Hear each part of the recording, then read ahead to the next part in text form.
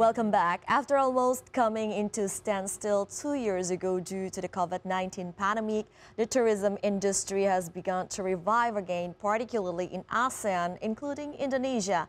On the back of the easing of travel restrictions, foreign tourists have begun to return back to the country's main tourist destinations such as Bali. It is an honor to have Minister of Tourism and Creative Economy of the Republic of Indonesia, Sandiaga Uno, with us today. We want to ask the Minister about the Ministry's program in taking advantage of the growth momentum in the country's tourism industry and also in coping with a possible resurgence of COVID-19, which could disrupt the growth. Good afternoon. Thank you so much for making the time amid your tight schedule, I believe, Minister Sandiaga Uno. Thank you very much, Aline Wiratmaja, and thank you for TVRI for including us in the World Economic Outlook. Yes. So, Minister, the tourism industry has begun to recover in most countries following the easing of travel restrictions, including in Indonesia. How's the latest situation in Indonesia and how strong is the growth momentum for our country? Well, we are very grateful and fortunate that the achievement of the recovery in 2022 was robust and significant. As of November 2022, we have recorded close to 4.6 million foreign tourist arrivals, and this is even in comparison to the whole year target of 3.6 million. This is already way above the initial target. And as of the third quarter of 2022, the tourism foreign exchange revenue have reached 4.3 billion, which is 3 times the estimates of $1.7 billion for the whole year. And the domestic tourist trips in 2022 have reached close to 700 million trips, and this is also in way above the target that we have set in the beginning of the year, making the GDP's contributions of 3.6% growing up post-pandemic.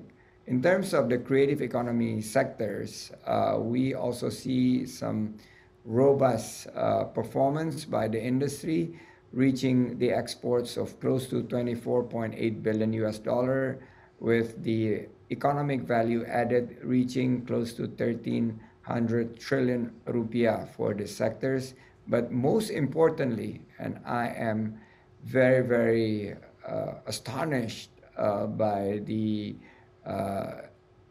targets that is received by the industry of replacing the millions of jobs that were lost during the pandemic. Last year, the sectors, tourism and creative economy sectors, added 3.7 million new jobs. That makes the total jobs created by these two sectors are closing to be around 46 to 47 million jobs. So there are 47 million Indonesians that their livelihood depends on these two sectors. This is remarkable, and we hope the momentum will carry to 2023. So by 2024, our target of creating 4.4 million new jobs will be achieved. Robust rebound for Indonesia tourism and creative economic sectors. So for this year, the Ministry of Tourism and Creative Economy also has set a high target for foreign tourist arrivals, or may I say this is not so high after what we achieved last year. So what are the strategies that you will apply or implement to lure more foreign tourists to Indonesia? Well, Again, we're very grateful and fortunate for the achievement in 2022. But 2023 is a completely different ball of game because our target is even being increased significantly, almost double to 7.4 million foreign tourist visits in 2023 at the upper range. And the strategy that we need to implement will centers around events. We need to create more events such as MICE events, meeting incentive conventions and exhibitions. The ASEAN chairmanship will have hundreds of side meetings. We need to also strategize to attract international sports event, sports tourism, and local events. And we are about to launch our calendar of the events, which as we term it, Charisma Event Nusantara, CAN 2023, with MICE activities will kick off by ASEAN Travel Mart in Yogyakarta in the early February. Also for sports tourism event, we will have the Formula One powerboat in Lake Toba end of February, and then there will be World Superbike by beginning of March. A World Beach Game in Bali in August. FIFA World Cup May through July for the under 20. And then there will be a FIBA Basketball World Championship in August and September. And the triathlete or modern pentathlon in 2023 World Championship in Bali. So we're going to be extremely busy and with the target of tourism revenue of around 5.9 billion US dollar. This requires very hard work from everybody within the pentahelix stakeholders of tourism and creative economy. We are also being assigned to achieve 1.4 billion, I repeat, movement of domestic tourists. And this is also going to be pushed by a lot of local events, be it culture and also the new destinations like Tourism Village or Desa Wisata. We are also seeing that the exports of creative economy will go up to around 26.5 billion US dollar in 2023, so that the target of creating good quality jobs, which is going to be very, very crucial for us going into 2024, will be achieved. And the number is 4.4 million new jobs from the creative and tourism sectors. Exciting years full of events, I believe, and we would like to know, there are certain countries that we target for our market for us to expect more tourists coming from these countries, and also about China reopening. How will Indonesia open its doors for Chinese travelers? Well, the top 10 main target markets, and they have contributing the biggest number of foreign tourist visits in 2023 are Australia, number 1, Singapore, and then Malaysia, India, the United States, United Kingdom, France, Germany, and then number 9, China, and number 10, the Netherlands. But we are now seeing increasing and very, very significant inquiries from our Chinese counterpart that are welcoming the new government's policy in China to end the quarantine period starting January 8th, and also implementing opening of the borders. So this is a big opportunity for us, and we will continue to implement health protocols. We're rolling the red carpet for Chinese visitors coming into Indonesia, because China is the main market for Asia Pacific, contributing 26% of visits in 2019 and being the second highest contributor of foreign tourist visits into Indonesia.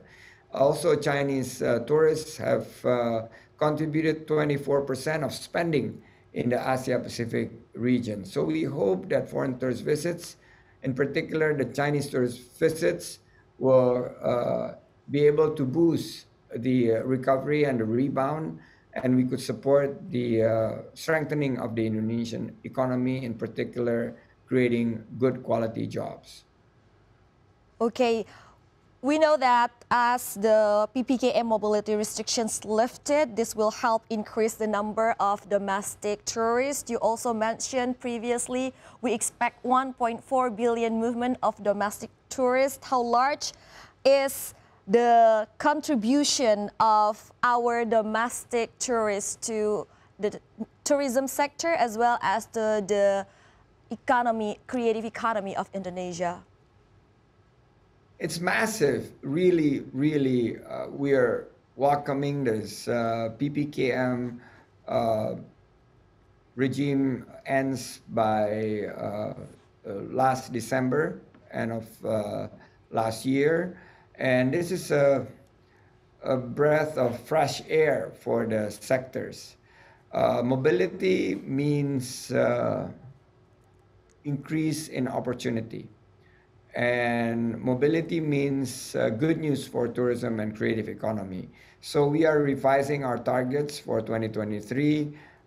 This is focusing in light of the potential recession in other parts of the world. We are going to focus on domestic tourist trips to be the main driving force for the recovery, in particular for the destinations and also for the growth area. In 2022, we have achieved more than 700 million trips, contributing to the GDP quite significantly. But this year is a completely a whole new game with 1.4 billion domestic tourist movements targeted. And this is expected to contribute to the economy of around 4.1%. So there are major events that are being planned, but in addition to the major events, we need to create more public holidays to drive the movements of domestic tourists. For instance, the 2022 Eid homecoming period has become a momentum to revive the regional economy. And we are seeing the micro, small, medium enterprises actors have benefited.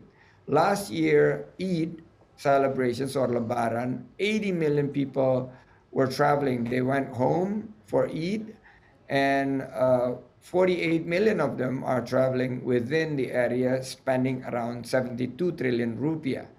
Last Christmas and end of the year celebration, 45 million plus people travel in the country. So we are in very, very optimistic situations, but we need to be smart in terms of how we could utilize some of this public holiday to drive people to destinations in order to create the economic movement, increase the velocity of spending by 10%. And Indonesian's economy is a consuming or a consumer markets, huge consumer markets opportunity for our micro, small, medium enterprises. So any movement, including homecoming, will be able to contribute more than the average weekends. So it could go up to 25% quarterly economic growth that is being pushed by this major holidays that we could strategize to implement it better. So, Minister, you mentioned utilizing public holidays. As we know, like some public holidays, the major one fall on Saturday as well as on Sunday. And you also mentioned that you will fight for us so we can have more public holidays. So how's the result so far? Have we heard anything from the government? We have the research that people who take vacations, they come back fresh and they will get promotion. So a lot of people said that now with the load of work, people would need more healing in terms of refreshing. and also making sure that they come back with a better feeling. So healing is something that we would like to focus. There are a few of the long weekends that we could create without jeopardizing the productivity. Actually, people come back being more productive after they spend time healing at wonderful destinations. So it is now for the other ministries to agree with some of these days of holidays that falls on Sunday to be extended to Monday. And this will help not only the local economy, but also the productivity of our workers. And in many other countries have done it in the past, like the US, Singapore, New Zealand. And these are some of the better performing economies. So we could follow their footsteps and again implementing coordinations and synchronizations between ministries and agency. I think we could add few more long weekends so that people could travel more, enjoying the beauty of the nature and culture of Indonesia. Looking forward to it. So I have several questions still on my list, but for the last question, I would like to ask about the digital nomad visa because international travelers are very excited and many international news outlets also release a story and report about this. Do you have any latest development on the digital nomad visa? I was just talking to the new Director General of Immigrations. Well, in light of this COVID-19 restrictions being now startly uh, becoming more open, we are seeing also increased demands for few of the longer staying visitors, digital economy entrepreneurs, also for retirees. So the new strategies is to introduce visa that would be applicable and that would be attractive to the visitors who will support our economy. The B211 visa will cater to this digital economy entrepreneurs. They can stay up to 6 months in Indonesia, and they could also would be able to start investing into Indonesia and doing some technology transfer and training for local digital talents. Also in the health area, there's also CAC or special economic zones to attract doctors and professionals into um, spending the much needed improvement into the local economies, in particular educations and healthcare. And for retirees who wants to stay longer in Indonesia of up to 5 to 10 years, we're working on the extension of second home visa that is already introduced to include golden visas. And golden visas is very much catered to the international investors because they could invest and obtain a longer staying permit here in Indonesia so that they could create business, open up good quality jobs, and also would empower the local talents so that their presence here in Indonesia would have a positive impact in terms of moving up the ladder in the digital economy era.